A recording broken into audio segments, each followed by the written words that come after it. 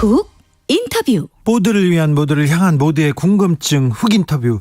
사법농단의 주역 임성근 전 부장판사가 재판 개입 혐의에 대해서 항소심에서도 무죄를 선고받았습니다. 재판에 개입했다, 법치를 흔들 만한 농단 사건인데 왜 무죄가 나왔을까요? 이 판결의 배경과 논리 분석해 보겠습니다. 임성근 전 판사의 법관 탄핵 소추를 주도했던 이탄희 더불어민주당 의원, 안녕하세요. 연결 상태가 좋지 않습니다. 다시 연결하겠습니다. 아무튼 재판에 개입한 일은 엄청나게 나쁜 일인데요. 범죄, 불법인데요. 법치 재판에 개입했어요. 그런데 무죄라고요? 왜 그런지 좀 자세히 알아보겠습니다. 이탄희 의원 나와 계십니까? 네, 안녕하세요. 이탄희입니다. 네. 어제 임성근 전 부장판사가 다시 무죄를 받았습니다. 이 어떻게 보셨어요, 의원님? 저는 이제 원래 국회의 임성근 탄핵 소추가 네. 왜 필요했는지 그 필요성과 정당성을 다시 한번 확인했다. 예. 저는 오히려 그렇게 생각했어요. 예. 그러니까 법원에서 이걸 스스로 해결을 못한다. 예. 헌법재판소 보내서 헌법재판 반드시 받게 해야 된다. 네. 이게 이제 저의 주장이었는데요. 네. 역시 법원이 스스로 해결 못한다라는 것을 다시 한번 확인했다고 생각합니다. 재판에 관여한 일은 굉장히 나쁜 일인데 직무 권한이 없다고 무죄라고요? 이거 어떻게 받아들여야 됩니까? 그러니까 이제 뭐 1심 재판부도 위헌인데 무죄다라고 했고 예. 항소심 재판부도 매우 부적절한데 무죄다 이렇게 했어요. 예. 논리는 뭐 이미 많이 알려졌지만 이런 거죠. 권한 범위 내에서 나쁜 일을 하면 원래 직권남용 유죄인데 네. 아예 그 권한 범위를 뛰어넘어 버려서 더 나쁜 일을 하면 무죄다. 그러니까요. 네, 재판 개입은 그거 할 권한 없다. 아예 그 권한을 뛰어넘은 나쁜 일이다. 그래서 무죄라는 거예요. 그러면 최서원 씨도 무죄 아닙니까? 그러니까 뭐 재판 개입할 권한 없는 뭐 대통령, 대법원장 이런 사람들이 재판 개입해도 다 무죄다 그러면 지금 이런 얘기가 되는데요. 네네. 국민들이 얼마나 납득하실 수 있겠어요, 이런 비상식적인 논리를. 예전에 그 강원랜드에서도요, 이 채용 청탁했을 때, 네. 그 채용 청탁 비리를 했을 때 힘이 센 사람이 그 권한 안에, 그러니까 관련 상임이거나 아니면 관련 동네거나 그렇지 않고 다른 데에서 더 큰 힘으로 이렇게 청탁을 했을 때는 무죄가 나오더라고요. 저도 이 판결이 후대 판사들한테 나쁜 일 할 때는 예. 아예 권한을 뛰어넘는 아주 나쁜 일을 차라리 해라. 이런 잘못된 메시지를 줄까봐 정말 두렵습니다. 처벌을 안 하는 건가요? 못 하는 건가요, 법원은? 뭐 이제 안 한 거죠, 뭐. 못할 네. 거는 없죠. 판사의 권한이니까요. 근데 이제 우리가 결국은 이제 헌법재판소라도 단호한 결정을 통해서 재판 개입 단죄를 해야 된다. 예. 라고 하는 거를 확인했다는 게 핵심이라고 생각하고요. 그걸 확인했는데 그러면 근데 네. 법원에서 무죄 나왔으니까 헌법재판소에서도 이거 좀 봐줘야 되는 거 아니야? 이렇게 또 영향을 미칠까 봐 걱정이 되기도 합니다. 충분히 걱정은 할 수 있는데요.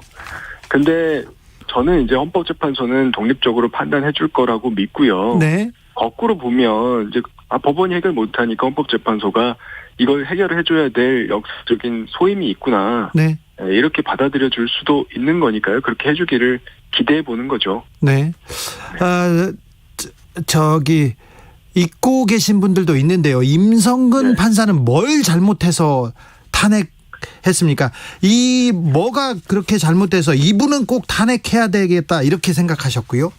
여러 가지 재판들에 개입했고 예. 판결문을 미리 빼내서 자기가 재판을 한 번도 직접 진행하지도 않았으면서 법정에서 증인들 눈 한 번 마주쳐보지 않고 증언 들어보지도 않았으면서 판결문 내용을 수정하고요. 그래서 예. 소위 빨간펜 선생님 이런 닉네임까지 얻으셨고요. 그 재판 중에 특히나 세월호 7시간 재판이라고 해서요. 네. 사실상 이제 세월호 가족들 탄압하는 용도로 쓰인 정치적인 그런 재판에서 박근혜 전 대통령 원하는 입김대로 판결문 바꿔주는 역할을 했습니다. 재판은 독립돼야 되는데 법관의 법과 양심에만 이렇게 따라서 판결이 나와야 되는데 이렇게 관여하면 진짜 나쁜 일 아닙니까? 그렇죠. 그리고 법원도 스스로 나쁘다고 하면서 무죄를 하고 있는 거니까요.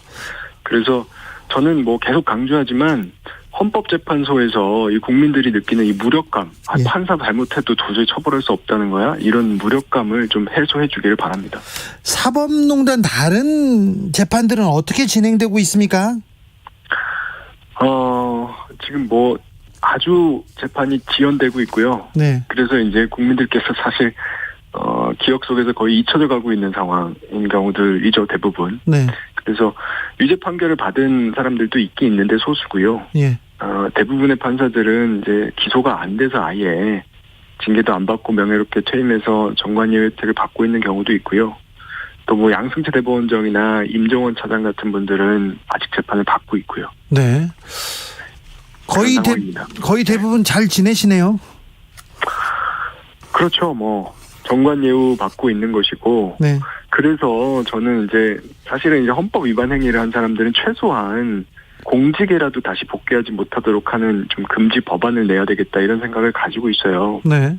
근데 그걸 위해서라도 이번 헌법재판소에 좀 헌법을 위반했다는 걸 확인하는 그런 결정이 중요한 상황입니다. 도둑한테 뭐 도둑질할 권한은 주지는 않았습니다. 근데 도둑질은 나쁜 건데 네. 재판에 관여한다, 이 법치주의를 흔드는 엄청난 나쁜 일 아닌가 생각이 드는데요. 저는 그렇게 생각이 드는데요.